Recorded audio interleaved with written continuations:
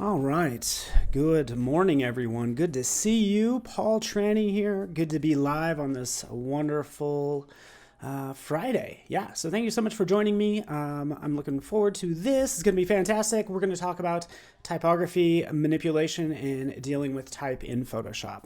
If literally all I do is show you how to use clipping masks, that's like half the battle, right?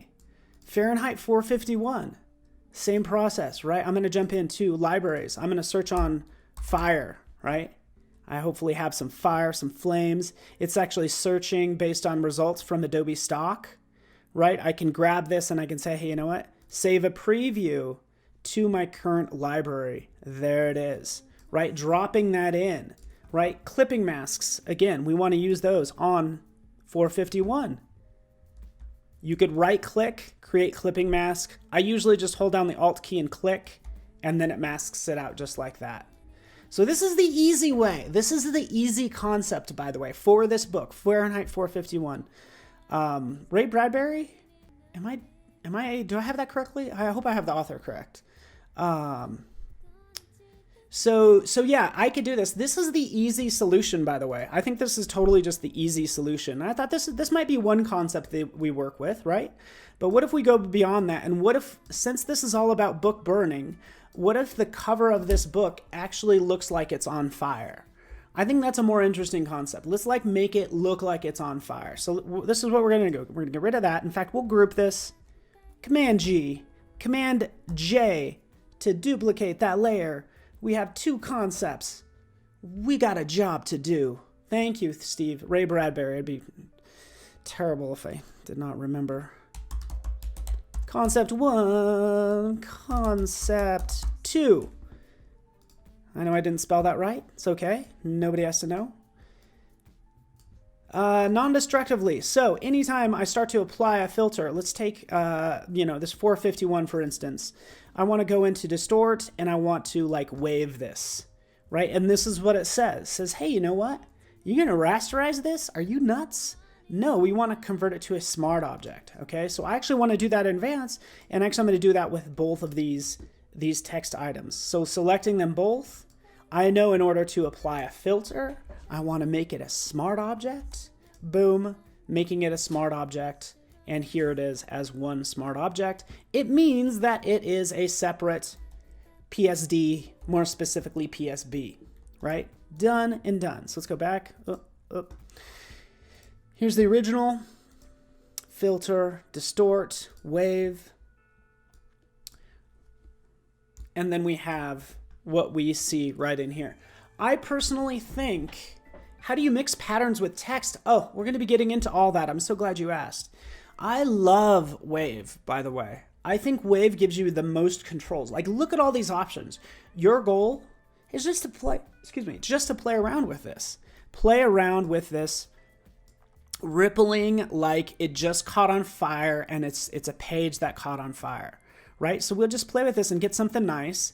Kind of a little warped, but we still have to make it legible because type has one job ahead of it, which is just convey information in writing, okay? So if you can't read it, you've failed, but let's just kind of have it warp a little bit like that. Absolutely love this, right? We could have a number of generators ready for when I take that up. I've never, why does this go up to 1,000? Steve, why does this go up to 1,000? It doesn't ever need to go that high. I just can't, I don't know. I keep it at 1, click OK. There we have it. Yes, thank you. Steve's that's a good call. Combining with shapes and people and everything using those clipping masks. So here we have our warped text. We can see right over here. This is my smart object, and then we can see the wave filter applied to it. From there, I'd actually typically I would duplicate this. For this second one, I'll just add a color overlay of, I don't know. Something like that. I'd do something like that. Color overlay of yellow, and then I would change the wave to be something a little bit different. Like that. So that's what I did. Second copy, has a color overlay and it's changed, right? Because I'm just going to make something cool. Okay, same thing for this third one. We will change the color overlay to something else, maybe to a red. And then we'll change the wave. Again, all we need to do is click on it and then change it a little bit more like so, right? So we have this kind of look. I get it. It's currently madness. It's so madness.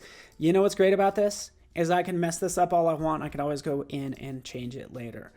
Okay, so Daniel and everybody watching, the biggest problem I think I see with like people who use Photoshop is they're too busy using filters to simulate something. And oh, by the way, I have not used this in a bit. This is going to be wild. You ready for this? You ready for this? Sorry, this is going to take me a second. Now that it just dawned on me, I'm going to do this path, filter. I can't believe I just thought of the adding rendering flame, by the way. So here's another case. Since I'm using, again, I want to stay on type, by the way, but just in terms of effects, we can render out a flame. So go to flame. I have my shape. That's the path that I've drawn, and you can see the flame right in here that I can then, randomize and adjust the width of it. Maybe it's a little high. I might want to take that down a little bit. But you can obviously see what I'm doing here, adjusting the width of the flame, the length of the flame, the angle if there's a breeze, and all that fun stuff available to you. So you get the idea. Clicking OK, I'm rendering out that flame, which I must say, this is really realistic. Yeah, there's flames in Photoshop, right? It's lit, as the kids say. I don't know. Does anybody say that? Yeah, there's flames. Look, there's the flame. That's crazy. It's crazy stuff, man. It's crazy. What did we just do? Right? So now for my text, potentially, is this inside of that text now, right? Pretty cool. Let's get rid of that working path. Concept number 2, concept number 3. Again, thank you so much for joining me. My name is Paul Trani. I'm just showing you how to manipulate type and use type in Photoshop, and we're getting down to the fun part, which is all this fire and these flames. I think personally for this concept, I would play with the background page color. Again, this just gets into art stuff, but like that. And then I would have maybe duplicate this again. I don't know, just create something like that, right? So there we go. This is a potential better like concept, right? Cool. Oh, Iggy Pop, you were so kind. You're just like making my day. Thank you so much. That's so nice. Again, flames, it's under render. But let's go beyond this because I wanted to do something. I kind of liked this, and let's see if I can like emulate it some more. This looks like okay, but check this out. There's so much more we can do. Let's take, for instance, this red right here. Okay, so here's the red color. I can take this and I go into filter, blur gallery, and this time we'll do a path blur because we want to make this like blurry, like flames just blur as they go up. They're going to be sharp and then they get super blurry, right? So path blur is what I'd pick. Right up here, I would say, hey, you know what? Have this swoop upward like that, right? Have this end kind of swoop downward, kind of like that, and increase the speed of this, right? Kind of like that. So this is, again, we're just mimicking a flame. Clicking OK, that is path blur. Okay, do the same thing with the yellow.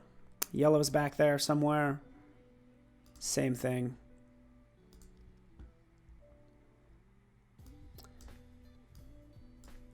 Again, you hardly can tell up here. Let's give this a little bit more blur. I want to kind of blend that in more. and then have that go down. Motion. Okay, you ready? We're going to do that now with our black text right up here at the top. So remember, this is just a smart object. The text is still editable. If I go into path blur again, I do want to actually add this up at the top like that. Maybe I'll get rid of that one. So we'll do like we did before. Maybe it has a little bit of motion, the direction of the type, by the way. Maybe like that. Gets really blurry. Like I said earlier, the whole point of type is just to convey information in writing. Okay? And I'm losing the type. But I think this is kind of like a neat little trick. You could just draw a line in here. And for this line, you can say, hey, take the speed down to nothing. Right? So now in the center, this is perfect. This center line, I don't know why. It looks like it's actually overriding the other blurs. Maybe we'll add a touch to it. But it's a way to, if you set a line with a blur of nothing, it will make it nothing at that point, right? So this is kind of, again, what I want. Still keeping it legible. Click OK. There we have it. What do we do next? We throw some funness to this. I don't know what I have. What do I have? I don't even know what I would use like this. Let's drop this in. Right? Taking this looks like light. Sure, we're going to kind of mimic a flame. It's a little abstract. I probably rotate it this direction, stretch it out, right? Something like that. We're going to see how this looks. I'm going to change the blend mode. So kind of going down, we start to get some really interesting things. Here's where I'd change this to something maybe like lighten or screen, right? Now we have that lit look, if you will, right? So now this is really coming along. I really like this. From there, I can add a layer mask to that newly added shape, B for brush, and just start maybe removing parts of that so I can just read some of it, but just do something like that. Fahrenheit 451 by Ray Bradbury. Oh, dystopian look at the future where reading and books are banned. So scary.